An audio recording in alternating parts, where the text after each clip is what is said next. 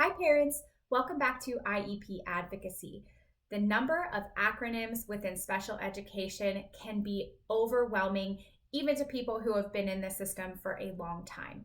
And so I am starting a series, Decoding Special Education, where we are going to walk through all the acronyms so that you have a reference and a tool to understand what these things mean. That being said, if you are ever in a meeting and you don't understand what is being spoken about, stop the meeting and ask. That is your right. You have the right to understand what the school is discussing, what these terms mean. And so please don't hesitate. Please make sure that you are an informed partner. And in order to do that, you need to know what these things mean and you need to feel empowered to ask. Okay? This first one is going to be about documents within special education. Now, there are more. We're not going to get to all of them, but we're going to start at the beginning. And the first step is determining if your child needs special education. We call this eligibility.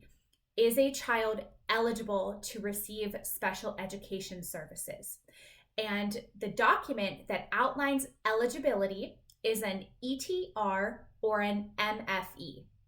And there might be a different term depending on what state you're in, but those are the two main ones that we see. ETR is Evaluation Team Report. MFE stands for Multi-Factor Evaluation. These documents will outline all of the assessments that were done as well as the results, and then also determines your child's eligibility within special education, so the category that they are found eligible under. All of that information is found in the ETR or the MFE. From there, if your child does qualify for special education services, the team will develop an IEP. IEP stands for Individual Education Program, okay? The IEP outlines all of the goals, accommodations, modifications, and services that will be implemented for your child. The IEP is dependent on the ETR. So these documents are building on each other. First comes the ETR and then the IEP.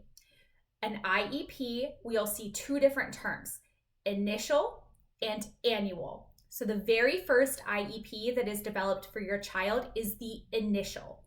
After that, there will be annual IEPs done where the team reviews progress on the goals thus far, any new testing information, and drafts a new IEP for the next calendar year.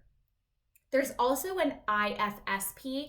If you have a child from birth to age 3 who's not within the public school system yet, your state will still have early intervention services.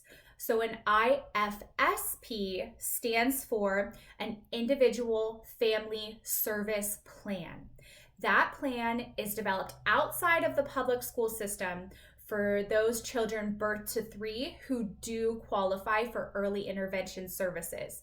Each state is going to have their own system for early intervention, and you would coordinate with those care providers to develop that IFSP.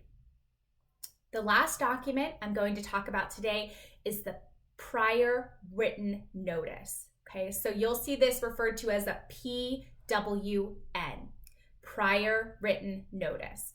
And you should receive a PWN after every IEP meeting that you have with your team.